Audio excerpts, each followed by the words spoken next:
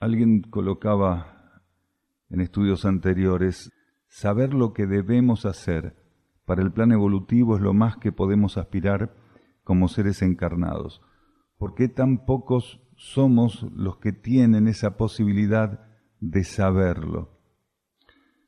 Nosotros agregaríamos que lo más no sería saber lo que un ser tiene que asumir para el plan evolutivo. Digamos que realmente el ápice sería saberlo y poder sostenerlo.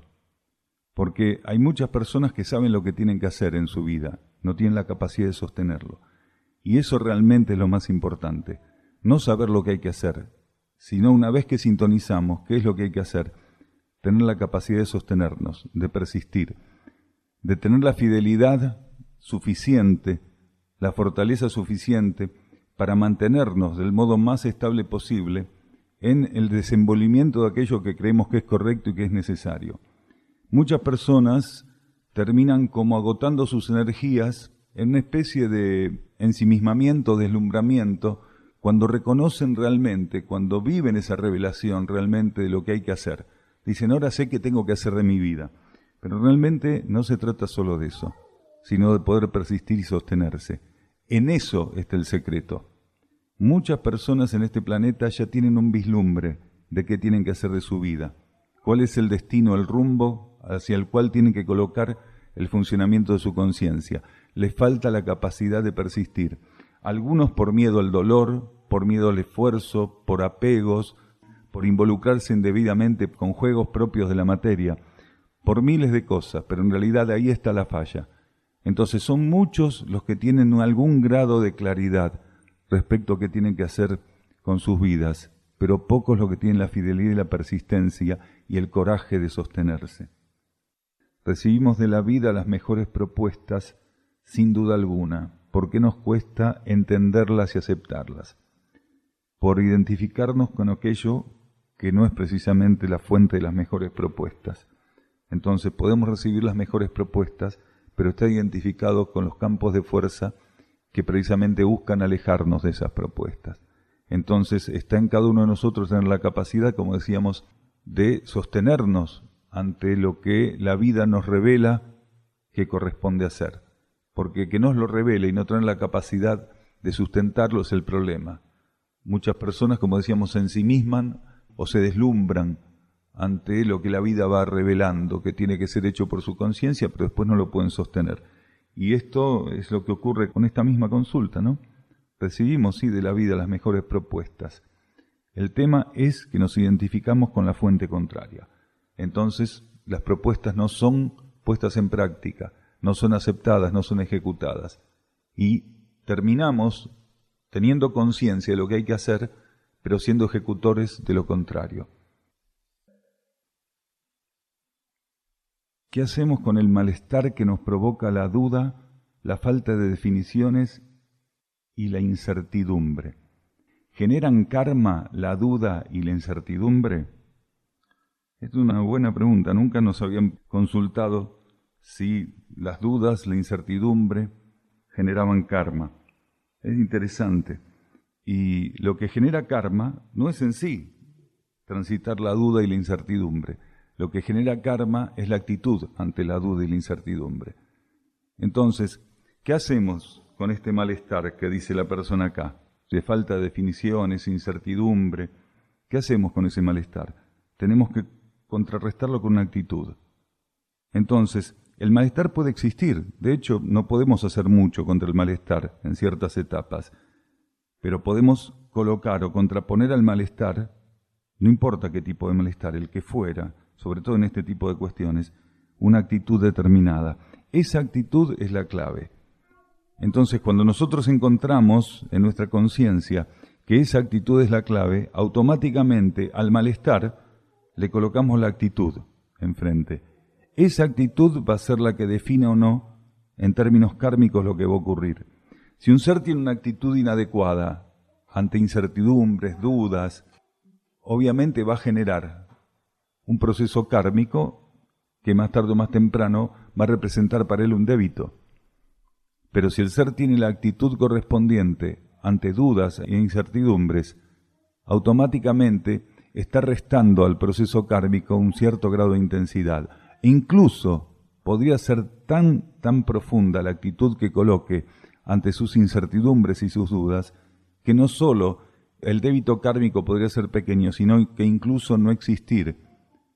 Porque si el ser en medio de la incertidumbre y la duda entra en sintonía con la energía de su alma y puede, a pesar del estado de incertidumbre y duda que está transitando la personalidad, operar en sintonía con la energía de su alma, entonces lo que va a hacer genera neutralidad. La actitud que va a cultivar en sintonía con su alma no va a generar karma ninguno. Por el contrario, va a ser neutra, va a neutralizar aspectos kármicos inclusive. Y lo que podría ocurrir, y generalmente ocurre, es que cuando el ser en medio de incertidumbre y dudas se abre camino a la alineación con su alma, a la sintonía con su alma, gradualmente, a medida que avanza en esa sintonía y alineación, las dudas y la incertidumbre se van disolviendo, se van difuminando. Llega un momento que son apenas como una pequeña cicatriz sobre la piel, no molesta y no involucra nada en particular. Tengo épocas donde me aparecen seguido y por todos lados algunos nombres, también algunos números. ¿Qué debo entender? ¿Son señales o qué? De esto hablamos varias veces, algunos estamos acá presentes cuando se habló de esto. Hay personas que aparece el número 8, el número 7 o un nombre determinado y dicen, ¿qué querrá decir para mí tal número? ¿Qué querrá decir para mí tal nombre? Y en realidad el número en sí puede que no esté queriendo decir nada, el nombre tampoco. Pero lo que sí le está diciendo la vida, que en ese momento esté atento. Cuando particularmente un elemento que es capaz de llamar nuestra atención emerge, lo que nos está diciendo la vida, lo que la vida nos está diciendo es, esté atento en este momento. Fíjese qué cosas tiene que definir, qué cosas tiene usted para observar. Hay personas que, como comúnmente se dice, miran el dedo y no la luna. Y aquí es lo mismo. Aparece el número, aparece el nombre, aparece determinada cuestión repetidamente y las personas miran el elemento y lo miran y lo dan vuelta y lo miran. ¿Qué querrá decir el 9 para mí? ¿Qué querrá decir el 3 para mí? Esto no es un demérito en relación a que particularmente, en este contexto de lo que estamos diciendo, el número o el elemento en cuestión también puedan tener un carácter simbólico, como un valor agregado de lo que estamos diciendo. Pero comúnmente cuando hay reiteraciones y reiteraciones de nombres, de números, de cierto tipo de señales, lo que tenemos que estar atentos para ver qué nos están mostrando. ¿Qué está ocurriendo en nuestra vida, en el contexto de nuestra vida al momento que eso aparece?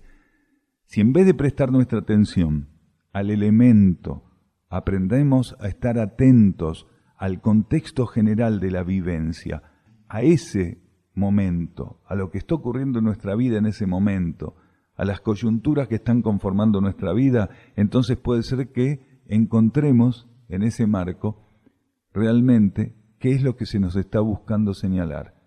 Y ahí podría ser que estemos esclarecidos. A partir de ese momento podría ocurrir que el elemento no se vuelva a reiterar, que no vuelva a aparecer, que no se repita. ¿Por qué? Porque aprendimos a estar atentos. Y lo que busca ese elemento, al aparecer en nuestra vida, es que ejercitemos, desenvolvamos, profundicemos, fortifiquemos la atención. Si el ser entendió que tiene que aprender a estar atento, y no cuando aparecen las señales, sino que aprender a estar atento del modo más estable posible, con la mayor continuidad posible, con la mayor y mejor cualidad a su alcance, entonces posiblemente la vida no tenga que estar colocando estos elementos.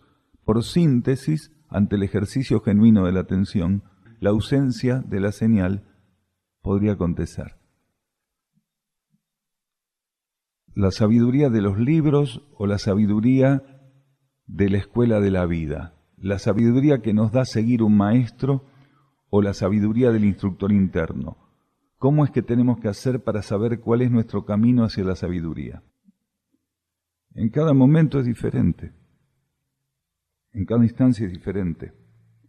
La sabiduría no la va a dar un libro ni la va a dar un maestro, no la va a dar nada en particular. La sabiduría emerge de nuestra relación con las coyunturas. el cultivo de ciertas actitudes ante lo que la vida va colocando va a redundar en sabiduría en nosotros. Nosotros vamos profundizando cierto tipo de energías según demos tratamiento a la realidad. Una de las consecuencias es la sabiduría. Un libro no da sabiduría. Un libro puede ser un auxiliar para que nosotros aprendamos a estar ante lo que la vida coloca. Un maestro no da sabiduría. Ni siquiera el instructor interno nos da sabiduría. Darnos algo significaría hacer el trabajo que a nosotros nos compete. La sabiduría emerge de una actitud ante el tratamiento de las cosas. Y en cierto momento empezamos a darle un tratamiento sabio. Quiere decir, aprendemos a dar el tratamiento correcto a la realidad. Dar tratamiento con sabiduría a la realidad es resolver las situaciones acorde a lo que la voluntad de la energía y la óptica interna tienen respecto a esa situación. Entonces, ¿quién nos puede dar a nosotros esa óptica? ¿Quién nos puede imponer a nosotros esa óptica? Eso que podemos llamar sabiduría al momento de dar tratamiento a las situaciones. Solamente transitarlas en la actitud correcta. Y la actitud tampoco nos puede ser dada. A nosotros la conciencia interna, la energía, las leyes interiores nos inspiran, pero no hacen por nosotros lo que debemos hacer. La conciencia interior estimula, pero no hace por nosotros lo que nos corresponde a partir del estímulo.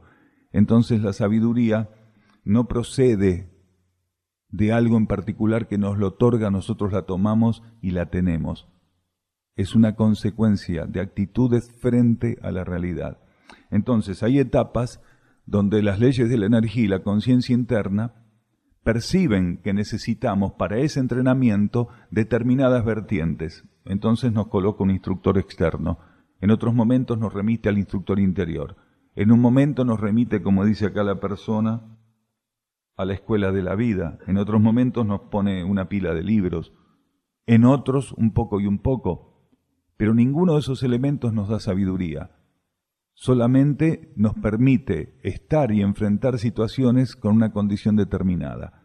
Según cómo nosotros desenvolvamos esa condición, experimentemos con ella, la transitemos, la resultante va a ser en algún momento distintos grados de sabiduría.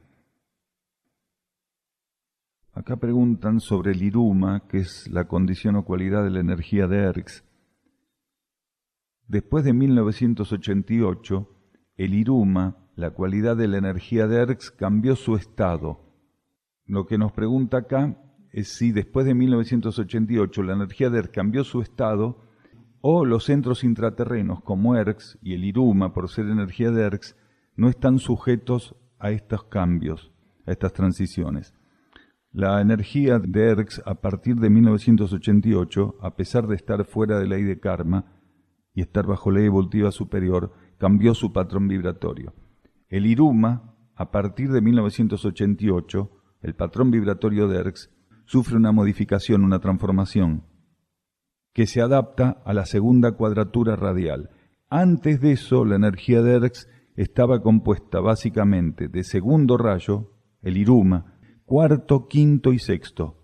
Segundo rayo preponderante, cuarto, quinto y sexto en distintas medidas. Esos cuatro rayos, segundo, cuarto, quinto y sexto, eran los que complementaban lo que conocemos como iruma. A partir de 1988 hubo una reversión, una amplificación, un acomodamiento del iruma, segundo, cuarto, noveno y décimo primero. Pasaron a ser los rayos que constituyen el iruma. ¿Por qué? Porque hubo toda una adaptación radial en el planeta, se activaron 5 rayos y el iruma, así como todas las cualidades de los centros intraterrenos y de distintas variables planetarias, vivieron un reacomodamiento y una transformación para poder asistir y acompañar la actual transición planetaria. Entonces, antes segundo, cuarto, quinto y sexto. Cuarto, quinto y sexto en distintas medidas, preponderantemente segundo. Después de la transición, de iniciar la transición, segundo, cuarto, noveno y décimo primero. Las civilizaciones intraterrenas tenían conocimiento de toda la estructura radial cósmica universal y tenían conocimiento de que a partir del séptimo rayo al 21º estaban todos desactivados y tenían la información precisa de cuándo se iba a activar precisamente los 5 rayos correspondientes al astral cósmico. Entonces, todas las informaciones la tenían, solo que los 5 rayos estaban desactivados. A diferencia de nosotros, los seres intraterrenos sabían que a partir de cierta etapa se iban a activar. Quiere decir, el conocimiento de esa activación, y de modo muy profundo, que para nosotros es inaccesible e impensable ese modo profundo de comprender lo que iba a ocurrir y de participar, porque las civilizaciones intraterrenas son actores preponderantes de la activación de los rayos.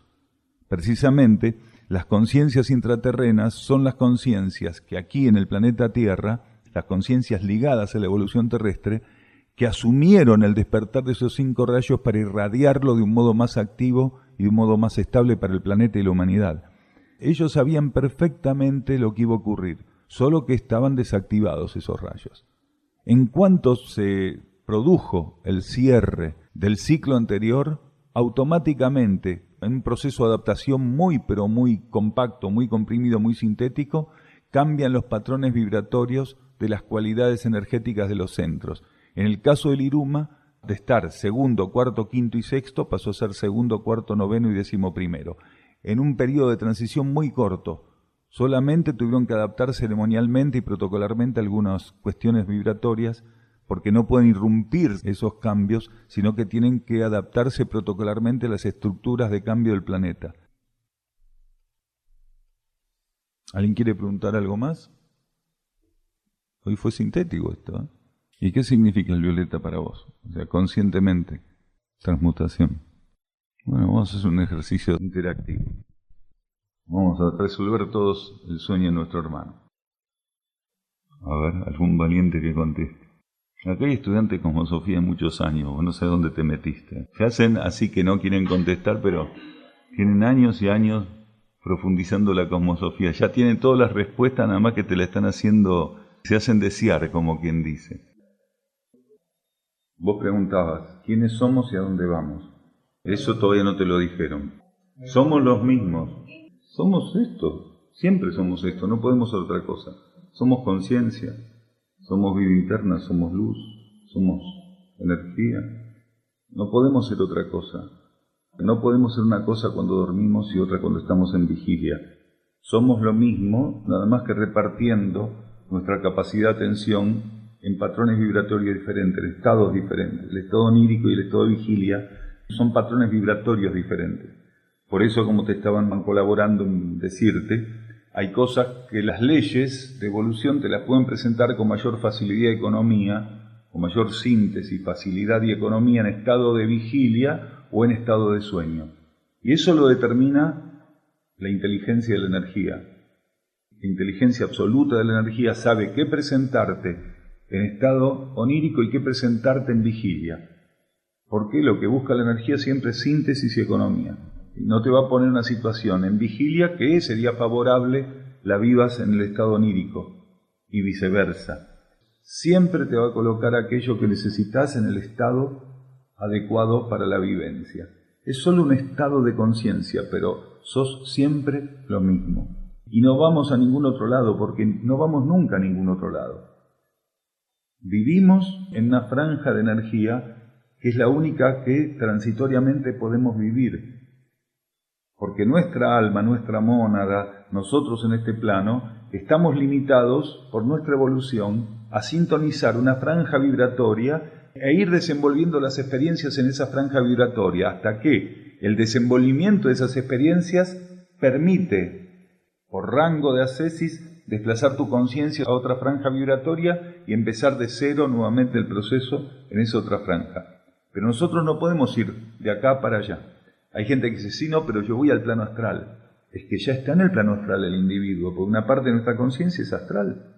No es que la persona va al plano astral y antes de dormirse no estaba en el plano astral. Una parte de su conciencia estaba en el plano astral. Lo que ocurre es que la conciencia que está más identificada con el plano concreto se desplaza a la vivencia astral. Hay un desplazamiento de la conciencia concreta a la vivencia astral, donde nosotros tenemos un desenvolvimiento continuo, por eso tenemos un cuerpo astral. Desde ese punto de vista somos multidimensionales, porque tenemos conciencia en las 3 dimensiones, en la dimensión etérico-física, en la dimensión emocional y la mental, pero también tenemos conciencia en el nivel intuitivo, en el anímico, en el átmico, en el espiritual, en el monádico, en el divino. Entonces somos multidimensionales. Pero también se puede entender de otro modo esto de ser multidimensional, pero para el ser humano, en términos generales, es esto: los núcleos de su conciencia activos en distintos niveles. Cada uno de esos niveles se lo toma como una dimensión. Dormir es una experiencia kármica. Duermen los seres que están bajo ley de karma, porque los cuerpos tienen una serie de experiencias que los obligan a reponer energías y a hacer experiencias de fricción, sobre todo, experiencias de fricción. Cuando nosotros pensamos, friccionamos. Cuando nosotros sentimos, friccionamos. Cuando actuamos, friccionamos. Cuando respiramos, friccionamos. O sea, nos desplazamos y friccionamos el aire. Las experiencias kármicas tienen como principal elemento, dentro de los fuegos que las asisten, la presencia de los fuegos de fricción. Todo es fricativo, básicamente, las instancias primarias e intermedias que la ley de karma ofrece. Básicamente todo es fricativo. Precisamente por ser fricativo hay un desgaste muy grande de energías. Entonces continuamente los seres tienen, todos los seres de los distintos reinos, tienen que pasar por periodos de mayor o menor actividad. En el ser humano, ese periodo de menor actividad se conoce como sueño. También pasa en los animales. Cuando se sale del proceso de fricción, el ser queda liberado de la fricción y pasa a trabajar con fuegos más elevados y también trasciende la ley de karma, no necesita dormir. Las altas conciencias del cosmos o los seres intraterrenos no duermen. ¿Por qué? Porque hay un equilibrio. Realmente hay un equilibrio, no hay una fluctuancia, no hay fricción, hay un equilibrio donde la energía continuamente nutre la conciencia. Sin impedimento, ingresa a la conciencia y es liberada por la conciencia. No hay fricción, hay fluidez, hay una relación de equilibrio y de armonía. Entonces no hace falta el sueño en esos niveles. Lo mismo, nosotros respiramos precisamente porque estamos en un universo donde las características y las leyes que lo rigen son estas. Entonces, incluso en la respiración misma hay una relación oculta con la energía. Los seres intraterrenos no respiran, los seres extraterrestres de alta evolución tampoco. Solo las partículas que están haciendo ensayos bajo ciertos aspectos de las leyes materiales ensayan algunas cuestiones como la respiración. El reino vegetal también tiene procesos de sueño. Están marcados por el ciclo lunar y el ciclo solar. También, de algún modo, tiene un cierto tipo de sueño estacional, que es cuando está el calor y cuando está el frío. En el reino mineral es muy diferente, porque se da por procesos electromagnéticos que no son registrables, pero que representan de algún modo ciclos polares que pueden ser vistos como sueño o vigilia para el reino mineral, según la receptividad electromagnética o la neutralidad electromagnética en los ciclos polares, que son muy amplios y que son diferentes para cada tipo de mineral o de partícula mineral. Y puede haber también una experiencia, por el contrario, donde el ser, por necesidad, tenga que renunciar al descanso. Si realmente hay un estímulo interno y la experiencia está garantizada internamente, él puede renunciar al descanso sin que eso genere un traumatismo para su conciencia. Mientras que lo otro genera siempre traumatismo. Siempre va a estar la herida de forzar los mecanismos para estar despierto cuando no corresponde. Pero tengamos en cuenta algo. También una persona puede sentirse vitalizada en sintonía y saber que es el momento de ir a dormir y dormir. Una persona no necesariamente tiene que entender que irse a dormir es cuando está agotado. Porque entonces va a depender de su relación fricativa con la realidad, ir a dormir. Del mismo modo que nosotros no deberíamos ir a comer solo cuando tenemos hambre. Tenemos que ofrecerle a los cuerpos de la personalidad orden, ciclos, ritmos. ¿Qué es lo que perdimos como humanidad? Orden, ciclos, ritmos. Entonces, hay personas que tienen que hacer determinadas experiencias como: si no tengo sueño no voy a dormir, si no tengo hambre no como.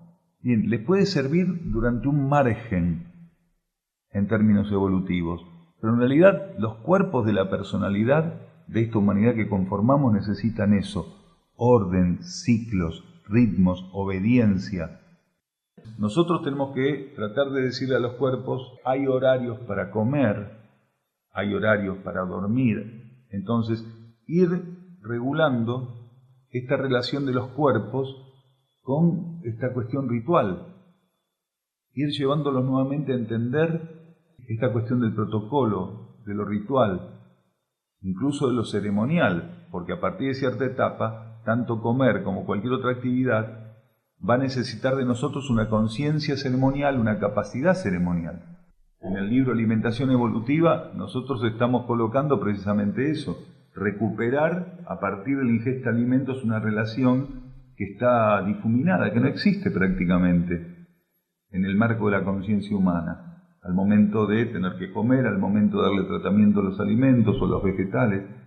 Hay etapas donde el ser tiene que hacer incluso experiencias que no son positivas, pero que van a dejar una secuela que lo va a orientar a que en algún momento pueda extraer una consecuencia positiva de eso que transitoriamente hace que no es ideal.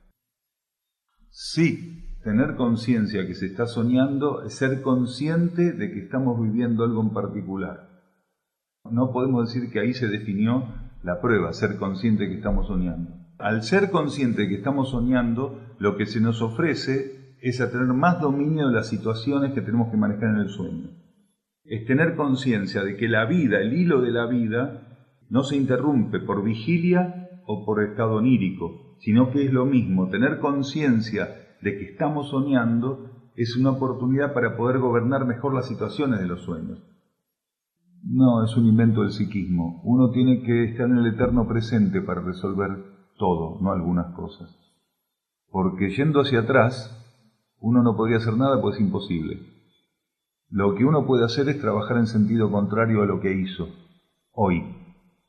Porque la energía que queremos gastar yendo para atrás, que es imposible, la podríamos utilizar correctamente hoy, en este eterno presente, para trabajar en sentido contrario a los yerros, a los desvíos. A ver, si querés ir para atrás no es para corregir algo bien hecho, o para revivir algo que fue bien hecho, o sí, por apego, podés ir para atrás. No porque vos sos lo que sos, porque eso no puede ser trastocado. No importa para qué. Vos sos el resto también y sos este universo. Si cada partícula pudiera ir para atrás a retocar un poquito el pasado de la humanidad, te puedo asegurar que esto ya no existiría más. Porque entre lo que hicimos mal y lo que haríamos peor retocándolo, te puedo asegurar que mejor no aclaremos que oscurece, sería la frase. ¿No es cierto? Imagínate una humanidad que hizo los desastres que hizo, si todos pudieran ir para atrás para ir retocando eso. Mientras vos estás diciendo, esto tiene que ser 10 centímetros más corto, el otro piensa que tiene que ser 10 centímetros más largo. Al final queda peor. ¿Y quién atendería el presente? Lo único que tiene sentido es el presente. Y la actitud que hoy podamos desenvolver en este presente eterno. Entonces, todo lo que hay que corregir, que enderezar, que transmutar, que purificar, hay que hacerlo hoy y aquí. Nosotros no podemos cambiar el pasado, pero podemos cambiar el presente, que es nuestra forma de interactuar con el futuro.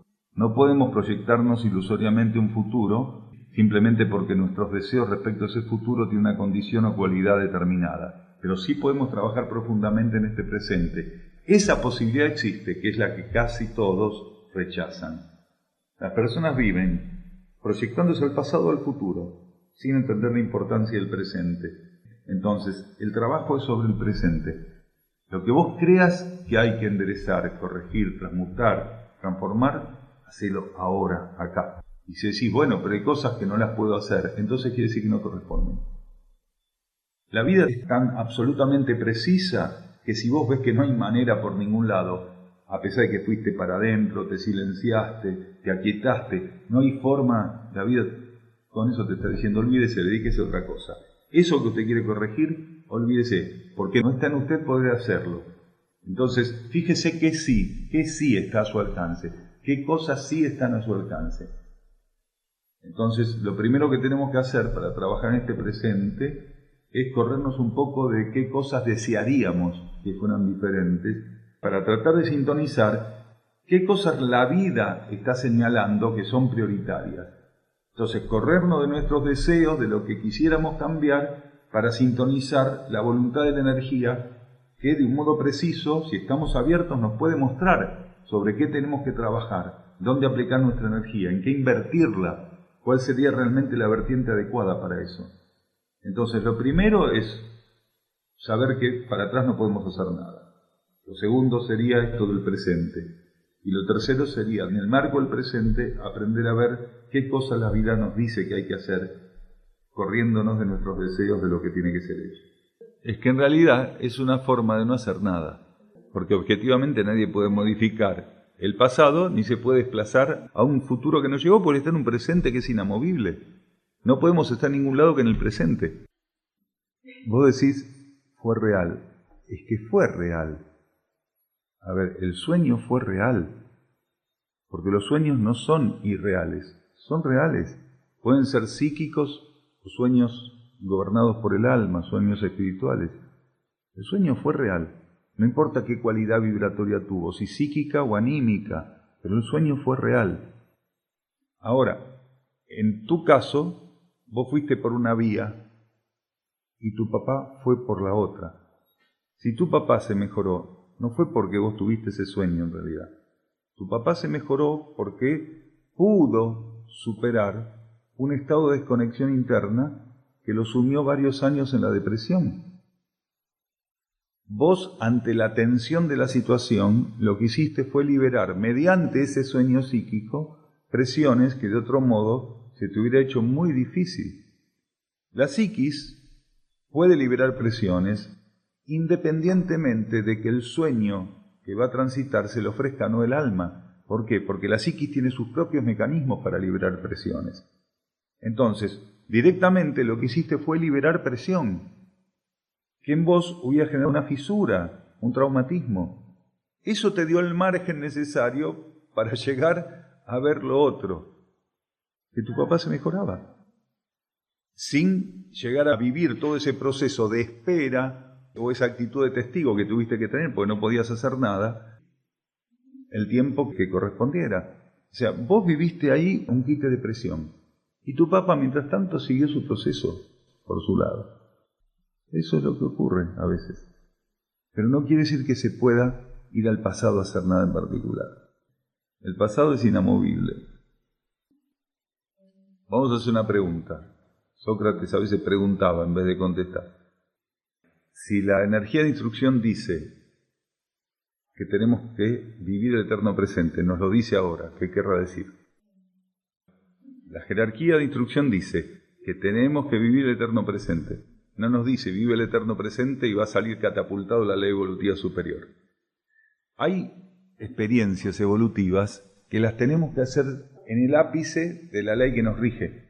Entonces, antes de salir de la ley de karma, hay ensayos que tenemos que tener hechos, de estabilidad, de desapego, de renuncia, de coraje, de vivir el eterno presente, de fe, de persistencia, de estabilidad en distintos... ¿Se entiende?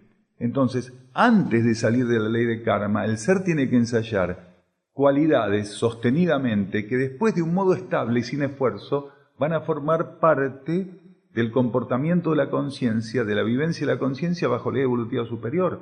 Pero un ser no puede ir para ley evolutiva superior si primero no aprende a persistir en cierto tipo de sostenimientos que involucren, por ejemplo, vivir el eterno presente. Claro que la vivencia del eterno presente bajo ley de karma va a tener la condición de todo aquello que está bajo ley de karma, pero esa inestabilidad, esa fluctuancia está prevista por la energía. Pero hay que aprender a sostenerse en el contexto de esa fluctuancia, pero sostenerse. Una cosa es fluctuar y otra cosa es interrumpir y caer, que es muy diferente. Para la jerarquía y para la ley, el fluctuar no es problema, porque sabe que la materia es inestable y que nosotros nos ajustamos a la inestabilidad de la materia. A ver, nuestra conciencia mental, la sustancia mental que utilizamos individualmente, forma parte de una marea mental planetaria. La sustancia emocional que nos compone forma parte de la marea astral planetaria, quiere decir, la capa psíquica planetaria cuenta con nuestro cuerpo mental y nuestro cuerpo emocional, quiere decir, con la sustancia emocional y mental con que trabajamos como material constitutivo. La fluctuancia que hoy hay a nivel psíquico en el planeta no tenemos forma de que no tenga un grado de resonancia y de influencia en nuestra conciencia. Pero una cosa es que tenga un grado de influencia o que se haga sentir, como quien dice, y otra cosa es que nosotros larguemos todo y nos entreguemos a los desajustes que podría imponernos. Nosotros tenemos que cuidar esa porción de agua que nos dieron lo más pura posible, aunque todo el agua esté contaminada. Si la capa psíquica es un desajuste notorio, esto no quiere decir que nosotros nos vamos a entregar a reflejar ese desajuste abiertamente. Entonces, lo que nosotros entendemos como eterno presente bajo ley de karma es una experiencia válida, junto con otras experiencias, que sosteniéndola hasta el momento en que la vida logoica lo disponga, porque nos van a ofrecer el paso a la ley evolutiva superior, sosteniéndolo adecuadamente, estamos cerrando conscientemente, colaborando conscientemente por nuestro pasaje por la ley de karma. Entonces es muy importante hacer este tipo de experiencias. Las personas que son rígidas dicen, ¿de qué sirve si fluctuamos? Sirve de mucho, absolutamente. Fluctuar y persistir es un gran aprendizaje, una gran experiencia. Hay personas que cuando fluctúan prefieren caerse. Hay otras que entienden que aunque fluctúen tienen que seguir adelante y sostenerse. Aquel que aprende a sostenerse por más que fluctúe, ese va para adelante. En situaciones como las que el planeta ofrece, la fluctuancia forma parte de las dos caras de la moneda, no importa dónde nos paremos. Fluctúan tanto las leyes y las energías para los seres que forman parte del 10% rescatable como para el 90% no rescatable. Ninguno de los dos está exento de estar en la fluctuancia que la situación planetaria está experimentando. Si los que forman parte del 90% no rescatable no adhieren porque no tienen las condiciones y los otros porque fluctúan no experimentan con la persistencia, entonces es como que queda todo absolutamente desactivado. Tenemos que aprender a persistir y a sostenernos por más fluctuancias que haya. La instrucción dice que no importa si el ser fluctúa, lo importante es que él aprenda a gobernar ese tránsito de la persistencia en la fluctuancia. No es solo una situación de cuarto rayo, es una situación de cualquier rayo, porque para que un ser aprenda a persistir en un contexto de fluctuancia, hay momentos donde va a tener que poner primer rayo, momentos va a tener que transitar cuarto rayo, séptimo, segundo, todos los rayos. Porque hay momentos donde el ser tiene que sostenerse a través de sintonizar la energía del orden. Entonces ahí va a tener que aplicar un séptimo rayo, va a tener que adherir a la energía del séptimo rayo que va a buscar imponer la situación. En otros momentos va a tener que adherir a estímulos de inteligencia que van a ser los que puedan sobrellevar el tránsito dentro de la fluctuancia con persistencia. Ahí va a estar el tercero. Hay momentos donde la energía de la sabiduría y del amor van a tener que actuar de distintas formas, ahí va a estar el segundo. Hay momentos donde va a ser cuarto, sexto. Hay situaciones de fluctuancia que solo se superan por devoción. Ahí va a estar el sexto actuando. Entonces, no hay un rayo en particular. El camino que nosotros estamos transitando se sostiene por experiencias radiales múltiples y complementarias. Eso es continuo, múltiples y complementarias. A ver, ¿algún estudiante de cosmosofía? ¿Alguien recuerda cómo son las cuadraturas en estos momentos radiales? Primero, sexto, séptimo, décimo segundo. Entonces, hay una relación impuesta por la cuadratura.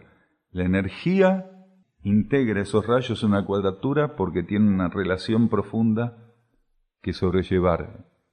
Para este universo y este sistema solar, en este momento, la relación entre el primero, el sexto, el séptimo y el décimo segundo son fundamentales. La madre lo llamaba en un sueño, por eso él estaba durmiendo. Ah, bien. Son procesos psíquicos. En los chicos se da mucho, porque tienen que ajustar todos los mecanismos psíquicos.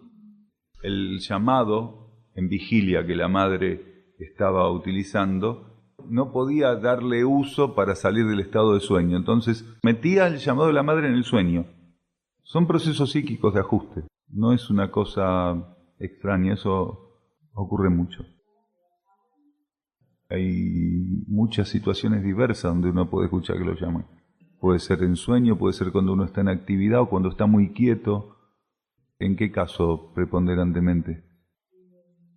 Puede haber muchos motivos para que eso ocurra, principalmente porque, lo sepamos o no, hay una gran cantidad de proyecciones de pensamientos y sentimientos que nos están tocando continuamente.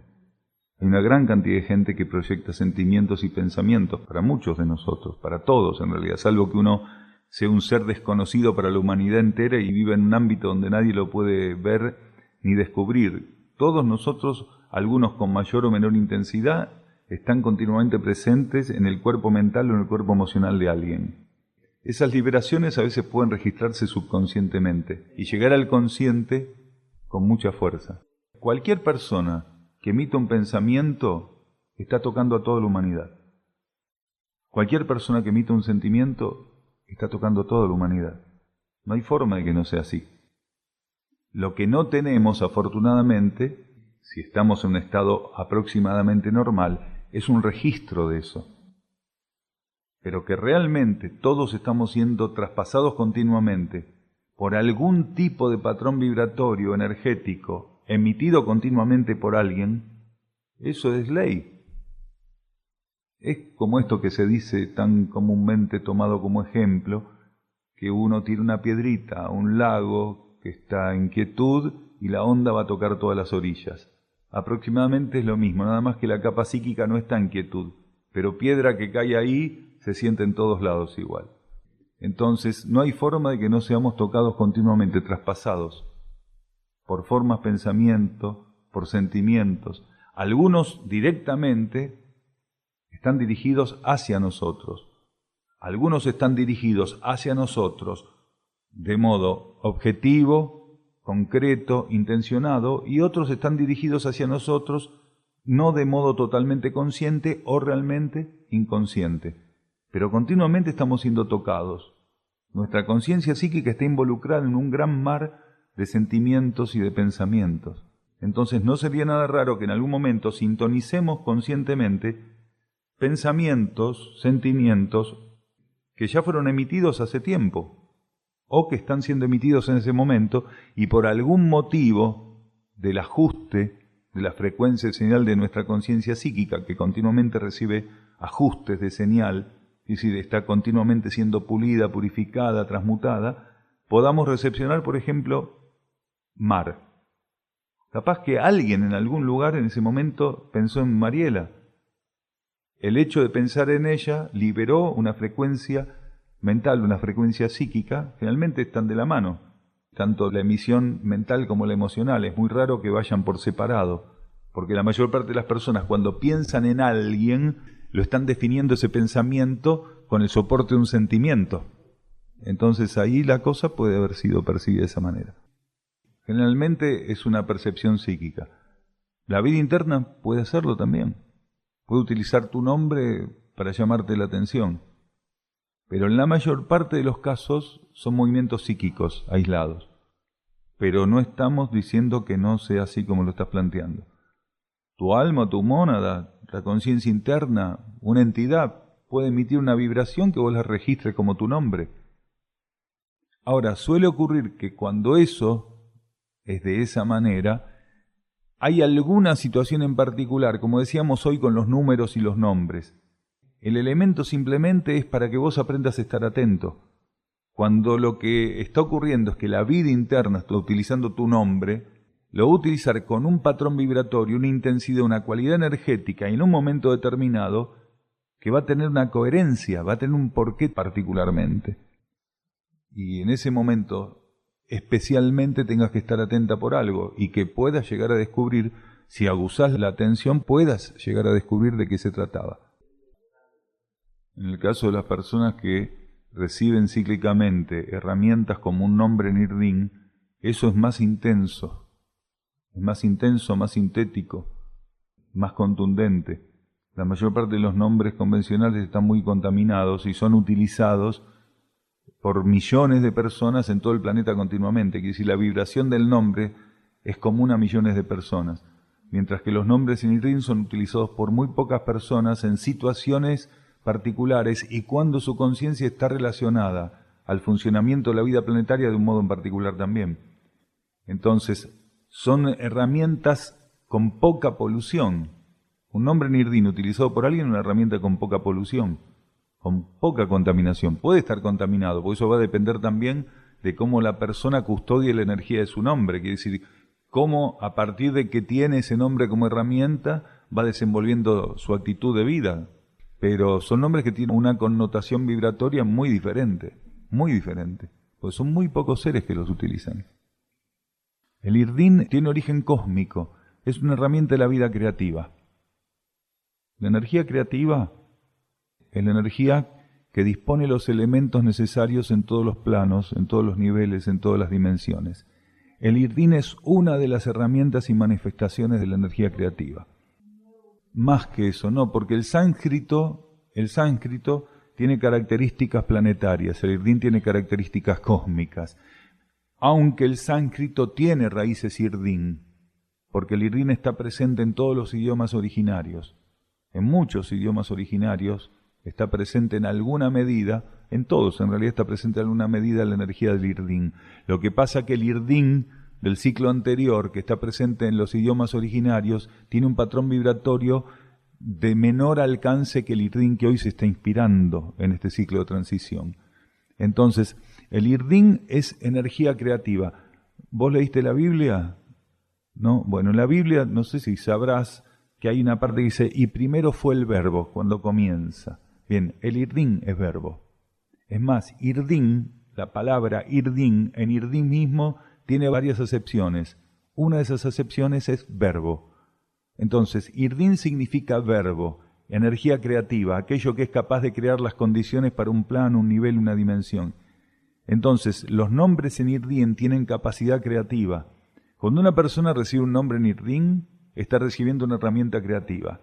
Si él sintoniza ese nombre y desenvuelve sus patrones de vida y conducta en la sintonía adecuada, es como que encuentra en ese nombre un potencializador, una especie de transformador y amplificador de su propia energía. Es como decirle a un albañil, bueno, acá tenés la cuchara.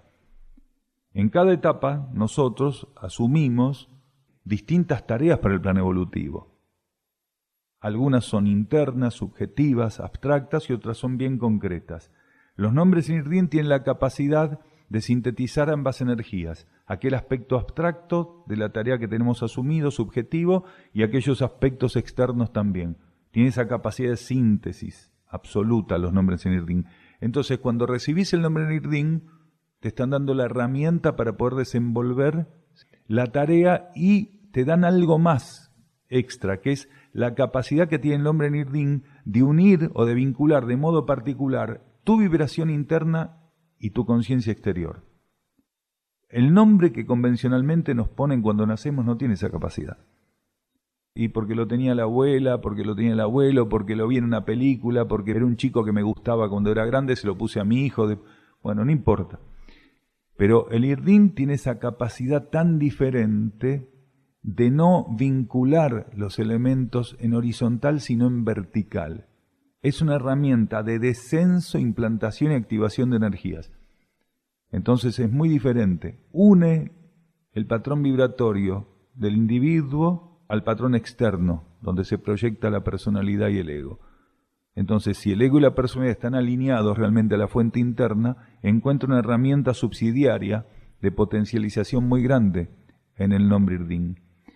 Y cuando el ser va agotando etapas y ciclos, puede ser que se le ofrezca otro nombre en irdin. ¿Por qué? Porque lo que tenía que hacer con el otro nombre o ya lo hizo o no va a terminar de hacerlo porque el ciclo se le impone y se le da una oportunidad diferente al ofrecérsele otro nombre. A veces no se terminó de hacer todo lo que había que hacer con un nombre, pero el ciclo o la etapa donde eso se tenía que dar se está agotando, entonces la energía puede dar por terminado, finalizado ese intento, ese ofrecimiento y pasar a otro, o no pasar a ningún otro.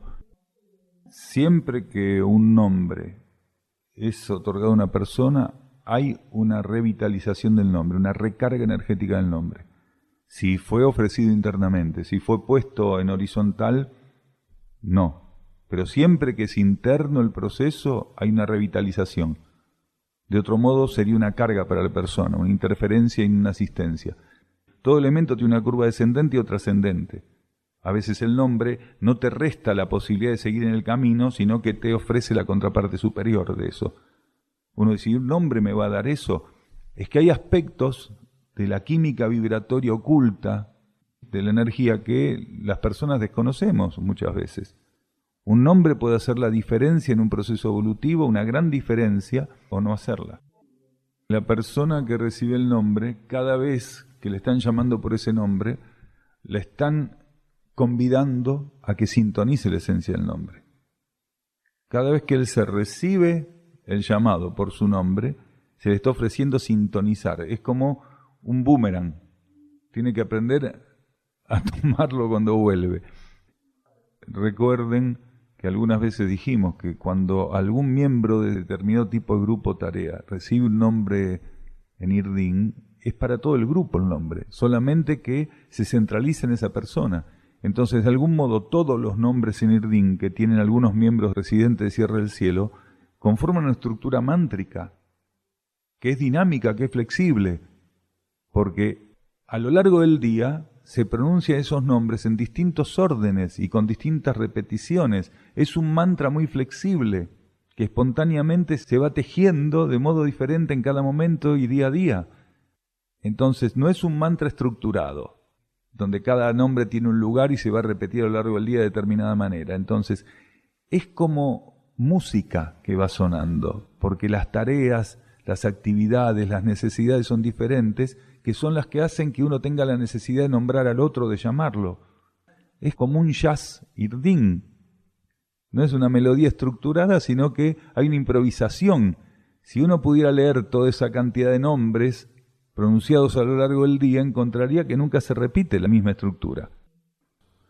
A veces nosotros podemos pasar el nombre y no inmediatamente el significado, porque hay un trabajo que la conciencia tiene que hacer sin ser influenciada por el significado del nombre. Aprender a aceptar el nombre más allá de lo que signifique. Entonces, cuando nosotros tuviéramos la confirmación de que el significado en Irdin entre comillas, porque en Irdin puede haber, para un mismo sonido, representar 20, 30, 50 cuestiones. Entonces a nosotros se nos puede mostrar algunos de esos significados y pasarlos para el usuario, entre comillas. Es más difícil sobrellevarlo fuera del centro que en el centro, porque generalmente cuando se le ofrece un nombre de esta naturaleza, involucra las tareas inherentes al plan evolutivo que el ser puede ejecutar o tiene que ejecutar en un contexto particular sobre todo. Cuando un ser, por algún motivo, ve truncada su participación en ese contexto, tiene que estar más atento para redoblar atención, entrega, todo lo que tuviera que ser fortificado al transitoriamente encaminar su conciencia hacia otro lado, que no sea Sierra del Cielo, por ejemplo. Entonces, es más difícil sobrellevarlo.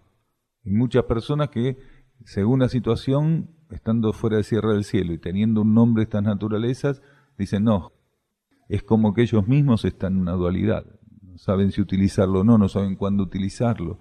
Algunos lo tienen en el placar guardado el nombre y dicen, bueno, acá afuera utilizo tal. Entonces se hace más difícil, porque ahí empieza una disociación con la energía del nombre. Siempre los cambios de nombre o los nombres que se le fueron ofreciendo a los miembros de Uxin fue para miembros de Uxin residentes, pero no por una cuestión elitista, sino porque así fue. Después, la persona, habiendo recibido el nombre, verá si puede o no sostener lo que ese nombre busca vincular o establecer en su vida. El nombre lo que está diciendo es lo que está latente en el individuo, lo que tiene que activar también. En algunos está activo y tiene que sublimarse.